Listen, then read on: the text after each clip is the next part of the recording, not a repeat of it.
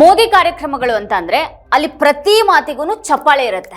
ಆದ್ರೆ ಆ ಪ್ರತಿಯೊಂದು ಚಪ್ಪಾಳೆಯನ್ನು ಹೇಳಿ ಹೊಡೆಸಲಾಗುವಂತ ಒಂದು ಚಪ್ಪಾಳೆನ ಅನ್ನುವಂಥ ಪ್ರಶ್ನೆ ಕೂಡ ಈಗ ಎದ್ದಿದೆ. ಯಾಕಂತಂದ್ರೆ ನಾಯಕರ ಕಾರ್ಯಕ್ರಮಗಳಿಗೆ ಜನರು ಬರೋದು ಹೇಗೆ ಅನ್ನೋದು ಈಗ ತೀರಾ ನಿಗೂಢ ರಹಸ್ಯ ಏನಲ್ಲ. ನಾಯಕ ರ್ಯಾಲಿಗಳಿಗೆ ಜನ ಸೇರೋದಿಲ್ಲ, ಬದಲಾಗಿ ಅವರನ್ನ ಸೇರಿಸಲಾಗತ್ತೆ. ಕೂಲಿ ಮಾಡಿ ಹೊಟ್ಟೆ ತುಂಬಿಕೊಳ್ಳುವಂತ ಒಂದು ಅನಿವಾರ್ಯತೆ ಇರುವಂತಹ ಬಡವರನ್ನ ಅಲ್ಲಿ ಕರೆತರಲಾಗತ್ತೆ. ಎಷ್ಟೋ ಸಲ ವಿದ್ಯಾರ್ಥಿಗಳನ್ನು ಕೂಡ ಈ ರಾಜಕೀಯ ರ್ಯಾಲಿಗಳಿಗೆ ಕರೆತರಲಾಗತ್ತೆ. ವಿದ್ಯಾರ್ಥಿಗಳಿಗೆ ಅದಕ್ಕಾಗಿ ಹಾಜರಾತಿ ಮತ್ತೆ ಸರ್ಟಿಫಿಕೇಟ್ಗಳಂತಹ ಪ್ರೋತ್ಸಾಹವನ್ನು ಕೂಡ ನೀಡಲಾಗುತ್ತೆ ಅನ್ನುವಂಥ ಮಾತುಗಳು ಕೂಡ ಇವೆ. ಇಂತಹ ಒಂದು ವಿಷಯ ಇತ್ತೀಚೆಗೆ ಹೆಚ್ಚು ವಿವಾದವನ್ನ ಎಬ್ಬಿಸಿ ಗಮನ ಸೆಳೆದಿದ್ದರಿಂದಾಗಿ ಇದನ್ನ ಇವತ್ತು ಪ್ರಸ್ತಾಪ ಮಾಡಬೇಕಾಗಿದೆ. ಅಂದಹಾಗೆ ಇದು ಇತ್ತೀಚೆಗೆ ನಡೆದಂತಹ ಜೇವರ್ ಅಂತಾರಾಷ್ಟ್ರೀಯ ವಿಮಾನ ನಿಲ್ದಾಣದ ಉದ್ಘಾಟನೆ ಮತ್ತೆ ಆ ಕಾರ್ಯಕ್ರಮದ ಸುತ್ತಲಿನ ವಿವಾದ ಆಗಿದೆ. ಮತ್ತೆ ಅಲ್ಲಿ ಮತ್ತೊಮ್ಮೆ ಗಾಲ್ಗೋಟಿಯಾಜ್ ವಿಶ್ವವಿದ್ಯಾಲಯ ಸುದ್ದಿ ಮಾಡಿದೆ. ಗಾಲ್ಗೋಟಿಯಾಜ್ ವಿದ್ಯಾರ್ಥಿಗಳು ತಾವಾಗಿನ ಬಂದ್ರ ಅಥವಾ ಅವರನ್ನ ಅಲ್ಲಿ ಕರೆಸಲಾಯ್ತಾ ಅನ್ನುವಂಥ ಒಂದು ಪ್ರಶ್ನೆ ಕೂಡ ಉತ್ತರ ಊಹಿಸೋದು ಕಷ್ಟ ಏನಲ್ಲ. ಎಐ ಶೃಂಗಸಭೆಯಲ್ಲಿ 4 IITಗಳಿಗಿಂತಾನು ಗಾಲ್ಗೋಟಿಯಾಸ್ ದೊಡ್ಡ ಸ್ಟಾಲ್ ಅನ್ನ ಪಡೆಯುತ್ತೆ ಅಂತ ಅಂದ್ರೆ ಅದ್ರ ಹಿಂದೆ ಏನೋ ಒಂದು ಕಾರಣ ಅಂತೂ ಇದ್ದೇ ಇರುತ್ತೆ. 2 ಕೈ ಸೇರದೆ ಚಪ್ಪಾಳೆ ಅಂತೂ ಸಾಧ್ಯನೇ ಇಲ್ಲ.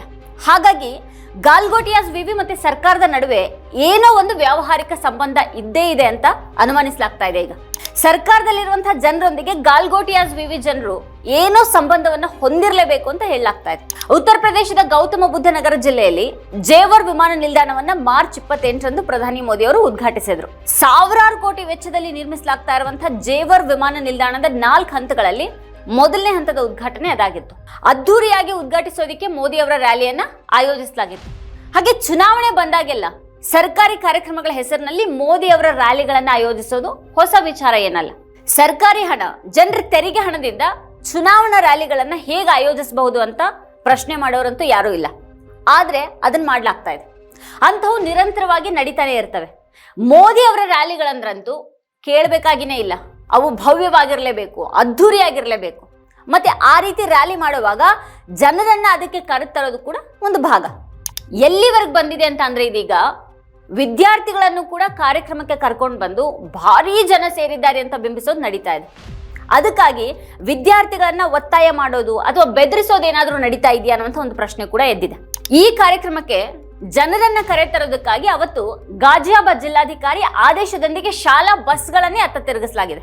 ಶಾಲಾ ಬಸ್ಗಳನ್ನ ಜನರನ್ನ ರ್ಯಾಲಿ ಕರೆದೊಯ್ಯೋದಕ್ಕೆ ಬಳಸೋ ಕಾರಣಕ್ಕಾಗಿ ಆ ದಿನದ ತರಗತಿಗಳನ್ನ ಆನ್ಲೈನ್ ನಲ್ಲಿ ನಡೆಸಲಾಗುವುದು ಅಂತ ಹೇಳಲಾಗಿದೆ. ಈ ಉದ್ದೇಶಕ್ಕಾಗಿ ಸುಮಾರು 800 ಶಾಲಾ ಬಸ್ಗಳನ್ನ ನಿಯೋಜಿಸಬೇಕಾಗಿತ್ತು ಮತ್ತೆ ರ್ಯಾಲಿಗೆ ಜನರನ್ನ ಸಾಗಿಸಬೇಕಾಗಿತ್ತು. ಇದರ ಪರಿಣಾಮವಾಗಿ ಜಿಲ್ಲೆಯಾದ್ಯಂತ ಮಕ್ಕಳು ಶಾಲೆಗೆ ಹೋಗೋದಕ್ಕೆ ಪರದಾಡಬೇಕಾಯ್ತು. ಅದಾದ ಬಳಿಕ ಗದ್ದಲದ ನಂತರ ಜಿಲ್ಲಾಧಿಕಾರಿ ತಮ್ಮ ಆದೇಶವನ್ನ ಹಿಂತೆಗೆದುಕೊಳ್ತಾರೆ. ಆದ್ರೆ ಮಕ್ಕಳಿಗೆ ಬಸ್ಗಳು ಇರೋದಿಲ್ಲ ಅನ್ನೋದ್ರ ಬಗ್ಗೆ ಯಾವುದೇ ಒಂದು ಸ್ಪಷ್ಟ ಸೂಚನೆಗಳನ್ನ ನೀಡಿರಲಿಲ್ಲ. ಒಂದು ಭವ್ಯ ಕಾರ್ಯಕ್ರಮದ ಹೆಸರಿನಲ್ಲಿ ಶಾಲಾ ಮಕ್ಕಳ ಪೋಷಕರು ಅವತ್ತು ಹೈರಾಣಾಗಬೇಕಾಯ್ತು. ಅವರು ತಮ್ಮ ಮಕ್ಕಳನ್ನ ಶಾಲೆಗೆ ಸ್ವತಃ ತಾವೇ ಕರೆದುಕೊಂಡು ಹೋಗಿ ಕರೆತರಬೇಕಾಯ್ತು. ರಾಜಕೀಯ ನಾಯಕರ ಕಾರ್ಯಕ್ರಮಗಳು ಭವ್ಯವಾಗಿ ಕಾಣೋ ಹಾಗೆ ಮಾಡೋದಕ್ಕೆ ಜನರನ್ನ ಹೇಗೆ ಶೋಷಿಸಲಾಗತ್ತೆ ಮತ್ತೆ ಮಕ್ಕಳನ್ನ ಹೇಗೆ ಅಪಾಯಕ್ಕೆ ಸಿಲುಕಿಸಲಾಗತ್ತೆ ಅನ್ನೋದನ್ನ ಈ ಒಂದು ಘಟನೆ ಬಹಳ ಸ್ಪಷ್ಟವಾಗಿ ತೋರಿಸುತ್ತೆ. ಮತ್ತೆ ಕೆಲವು ಕಡೆ ಶಾಲೆ ಮುಚ್ಚಲಾಗಿತ್ತು. ಆದ್ರೆ ನೋಯ್ಡಾದಲ್ಲಿ ಮಕ್ಕಳಿಗೆ ಹಾಜರಾತಿ ಭರವಸೆಯಂತಹ ಕೆಲ ಆಮಿಷಗಳನ್ನ ಒಡ್ಲಾಗಿತ್ತು ಅಂತ ಹೇಳಲಾಗಿದೆ. ಇನ್ನು ಗಾಲ್ಗೋಟಿಯಾಸ್ ವಿಶ್ವವಿದ್ಯಾಲಯದ ವಿಷಯಕ್ಕೆ ನಾವು ಬರೋದಾದ್ರೆ ಅದರ ವಿದ್ಯಾರ್ಥಿಗಳಿಗೆ ಕಾರ್ಯಕ್ರಮದ ಮುಂಚಿನ ದಿನ ಒಂದು ಸಂದೇಶ ಬರುತ್ತೆ. ನಾಳೆ ಮಾರ್ಚ್ 28ರಂದು ವಿಶ್ವವಿದ್ಯಾಲಯಕ್ಕೆ ಬರೋದು ಕಡ್ಡಾಯ. ವಿಮಾನ ನಿಲ್ದಾಣದ ಉದ್ಘಾಟನಾ ಸಮಾರಂಭದಲ್ಲಿ ಭಾಗವಹಿಸೋದಿಕ್ಕೆ ಕ್ಯಾಂಪಸ್ನಿಂದ ಬಸ್ಗಳನ್ನ ವ್ಯವಸ್ಥೆ ಮಾಡಲಾಗಿದೆ. ನಿಮ್ಮ ಹಾಸ್ಟೆಲ್ನಿಂದ ಸಾರಿಗೆ ಪಡೆಯೋದಕ್ಕೆ ಸಾಧ್ಯ ಆಗದೇ ಇದ್ರೆ ಕಾರ್ ಪೂಲಿಂಗ್ ಮೂಲಕ ಬರಬಹುದು. ಬೆಳಿಗ್ಗೆ 7:45ಕ್ಕೆ ರಿಪೋರ್ಟ್ ಮಾಡ್ಕೊಳ್ಬೇಕು ಅನ್ನೋದು ಆ ಒಂದು ಸಂದೇಶ ಆಗಿತ್ತು ಅಂತ ವರದಿಗಳಿವೆ. 2 ದಿನಗಳ ಹಾಜರಾತಿ ನೀಡುವಂತ ಒಂದು ಭರವಸೆ ಕೂಡ ಅವ್ರಿಗೆ ಸಿಕ್ಕಿತ್ತು ಅಂತ ಅಂದ್ರೆ 1 ದಿನ ಮೋದಿ ಅವರ ರ್ಯಾಲಿಯಲ್ಲಿ ಭಾಗವಹಿಸಿದ್ರೆ 2 ದಿನ हाजिराती सिगते ಅವರಿಗೆ बैल बुग्गी चला के गांव में ऐस वाली जिंदगी गुजार रहा था मैं, लेकिन तभी मेरी जिंदगी को उलट पुलट करने के लिए गलगोटिया यूनिवर्सिटी से ये मैसेज आ जाता है कि कल एयरपोर्ट का उद्घाटन करने के लिए योगी जी और मोगली जी आ रहे हैं, तो अब हमें फ्री के अटेंडेंस का लालच देके बस में बैठा दिया गया। ಈ ರೀತಿ ವಿಮಾನ ನಿಲ್ದಾಣ ಉದ್ಘಾಟನೆಗೆ ಉಚಿತ ಹಾಜರಾತಿಯ ಭರವಸೆಯೊಂದಿಗೆ ವಿದ್ಯಾರ್ಥಿಗಳನ್ನ ಕರೆದೊಯ್ಯಲಾಯಿತು. ಆ ದಿನ ತರಗತಿಗಳು ಇರಲಿ ಅಥವಾ ಇಲ್ಲದೇ ಇರಲಿ ಎಲ್ಲಾ ವಿದ್ಯಾರ್ಥಿಗಳನ್ನ ಈ ಉದ್ದೇಶಕ್ಕಾಗಿ ಕ್ಯಾಂಪಸ್ ಕರೆಸಲಾಯಿತು. ಯಾಕಂತಂದ್ರೆ ಗಾಲ್ಗೋಟಿಯಾಸ್ ವಿವಿ ಆ ಕಾರ್ಯಕ್ರಮಕ್ಕಾಗಿ 8,000 ಸೀಟ್ಗಳನ್ನ ಭರ್ತಿ ಮಾಡಬೇಕಾಗಿತ್ತು. ಗಾಲ್ಗೋಟಿಯಾಸ್ ಮಾತ್ರ ಅಲ್ಲ, ಶಾರದಾ ವಿಶ್ವವಿದ್ಯಾಲಯ ಮತ್ತೆ JSS ಅಕಾಡೆಮಿ ಅಂತ ಖಾಸಗಿ ವಿಶ್ವವಿದ್ಯಾಲಯಗಳ ಮೇಲೂ ಕೂಡ ಸೀಟ್ ಭರ್ತಿ ಮಾಡುವಂತ ಒಂದು ಹೊಣೆ ಇತ್ತು. ಮೋದಿ ಅವರ ಸಮಾರಂಭಕ್ಕಾಗಿ 1,200 ಸೀಟ್ಗಳನ್ನ ಭರ್ತಿ ಮಾಡೋದು ಶಾರದಾ ವಿಶ್ವವಿದ್ಯಾಲಯದ ಹೊಣೆಯಾಗಿತ್ತು. ಮತ್ತೆ ಆ ವಿಶ್ವವಿದ್ಯಾನಿಲಯ ಕಡೆಗೆ ಸುಮಾರು 1000 ಸೀಟ್ಗಳನ್ನು ತುಂಬಿಸಿದಾಗ ಹೇಳ್ಕೊಂಡಿರುವಂತ ಒಂದು ವರದಿ ಇದೆ. ನೋಯ್ಡಾದ JSS academy of technical education ಕೂಡ ಇದೇ ಉನ್ಮಾದಕ್ಕೊಳಗಾಗಿತ್ತು. ಅದು ಇನ್ನೂ ಕೂಡ ಒಂದು ಹೆಜ್ಜೆ ಮುಂದೆ ಹೋಗಿ ತನ್ನ ವಿದ್ಯಾರ್ಥಿಗಳಿಗೆ ಸಂದೇಶವನ್ನ ಕಳಿಸಿಬಿಟ್ಟು ಜೇವರ್ ವಿಮಾನ ನಿಲ್ದಾಣದ ಉದ್ಘಾಟನೆಗೆ ಹಾಜರಾಗೋದಕ್ಕೆ ಒಂದು ಸುವರ್ಣ ಅವಕಾಶ ಅಂತ ಹೇಳ್ತು. ಈ ಕಾರ್ಯಕ್ರಮದಲ್ಲಿ ಭಾಗವಹಿಸುವಂತಹ ಎಲ್ಲಾ ವಿದ್ಯಾರ್ಥಿಗಳಿಗೆ 2 ದಿನಗಳ ಹಾಜರಾತಿ ಮತ್ತೆ ಮೆಚ್ಚುಗೆಯ ಪ್ರಮಾಣ ಪತ್ರವನ್ನ ನೀಡೋದಾಗಿ ಹೇಳಲಾಗಿತ್ತು. ಮೋದಿ ಅವರ ರ್ಯಾಲಿಯನ್ನು ಅದ್ಧೂರಿಯಾಗಿ ಮಾಡೋದಕ್ಕೆ ಸರ್ಕಾರಿ ಅಧಿಕಾರಿಗಳು ಮಾತ್ರ ಅಲ್ಲದೇನೆ ಈ ಎಲ್ಲಾ ಖಾಸಗಿ ವಿವಿಗಳು ಕೂಡ ಬಹಳಷ್ಟು ಕೆಲಸ ಮಾಡಿದ್ವು. ಆದ್ರೆ ಇದು ಹೊಸ ವಿಷಯ ಏನಲ್ಲ. ಡಿಸೆಂಬರ್ 2022ರಲ್ಲಿ ಗುಜರಾತ್ ವಿಧಾನಸಭೆ ಚುನಾವಣೆ ಹೊತ್ತಿನಲ್ಲಿಯೂ ಕೂಡ ಇಂಥದ್ದು ನಡೆದಿತ್ತು. ಪ್ರಧಾನಿಯವರ 50 ಕಿಲೋಮೀಟರ್ ಉದ್ದದ ಮೆಗಾ ರೋಡ್ ಶೋಗಾಗಿ ಅಹಮದಾಬಾದ್ನ ಬೀದಿಗಳಲ್ಲಿ ಸಾಲುಗಟ್ಟಿ ನಿಂತಿದ್ದಂತಹ ಶಾಲಾ ಮಕ್ಕಳ ಚಿತ್ರಗಳು ಸುದ್ದಿಯಾಗಿದ್ವು. ಗಲ್ಗೋಟಿಯಾಸ್ನಂತಹ ವಿಶ್ವವಿದ್ಯಾಲಯಗಳ ವಿದ್ಯಾರ್ಥಿಗಳ ಸಮಸ್ಯೆ ಈ ಕಾರ್ಯಕ್ರಮಕ್ಕೆ ಹೋಗುವಂತ ಒಂದು ಅನಿವಾರ್ಯತೆಗಷ್ಟೇ ಮುಗಿಯೋದಿಲ್ಲ. ಈ ವಿದ್ಯಾರ್ಥಿಗಳನ್ನ ಕಾರ್ಯಕ್ರಮಕ್ಕೆ ಕರೆದೊಯ್ಯಲಾಯಿತು, ಆದ್ರೆ ಅನೇಕರನ್ನ ಸಭೆ ಒಳಗೆ ಬಿಡ್ಲಿಲ್ಲ. ಗೇಟ್ ನಲ್ಲಿನೇ ಕಪ್ಪು ಬಟ್ಟೆ ಧರಿಸಿದವರಿಗೆ ಅನುಮತಿ ಇಲ್ಲ ಅಂತ ಬರೆಯಲಾಗಿತ್ತು. मेन ब्लंडर हुआ है वो है उन्होंने बताया ही नहीं है कि ब्लैक अलाउड नहीं है एटलीस्ट।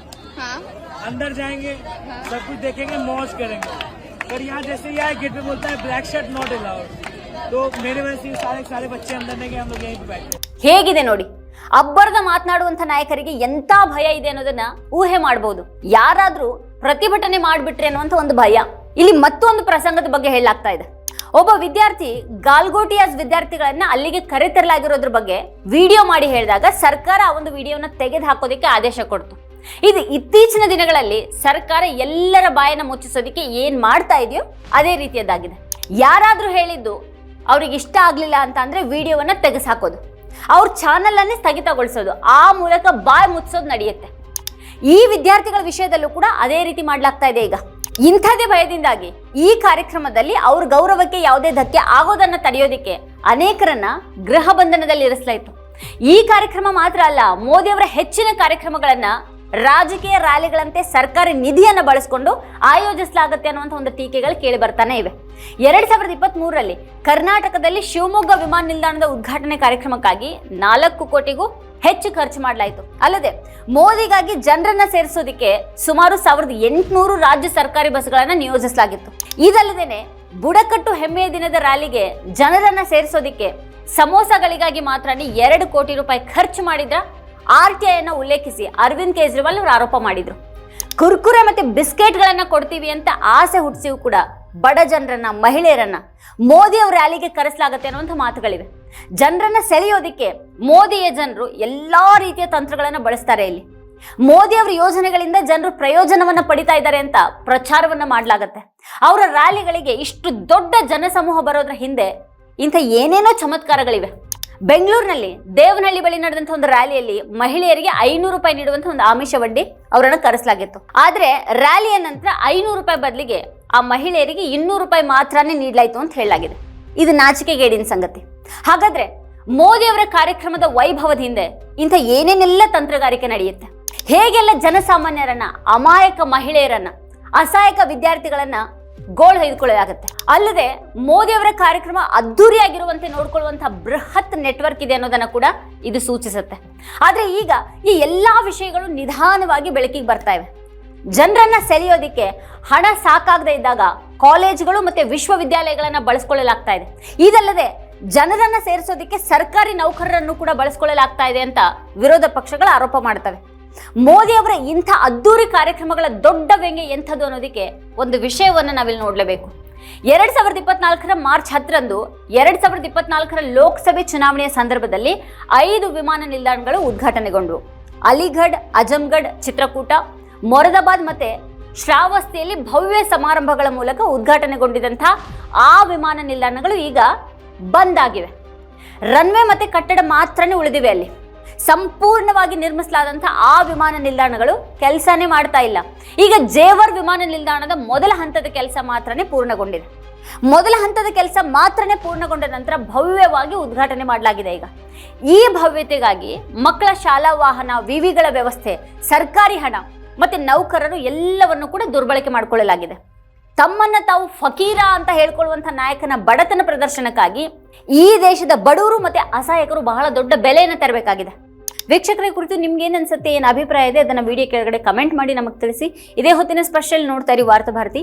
ನೀವಿನ್ನು ವಾರ್ತಾ ಭಾರತಿ ಯೂಟ್ಯೂಬ್ ಚಾನಲ್ ಅನ್ನು ಸಬ್ಸ್ಕ್ರೈಬ್ ಮಾಡಿಲ್ಲ ಅನ್ನೋದಾದ್ರೆ ಈ ಕೂಡಲೇ ಸಬ್ಸ್ಕ್ರೈಬ್ ಮಾಡಿ, ಹಾಗೆ ಪಕ್ಕದಲ್ಲೇ ಇರುವಂತಹ ಬೆಲ್ ಐಕಾನ್ ಪ್ರೆಸ್ ಮಾಡಿ ನಮ್ಮನ್ನ ಪ್ರೋತ್ಸಾಹಿಸಿ.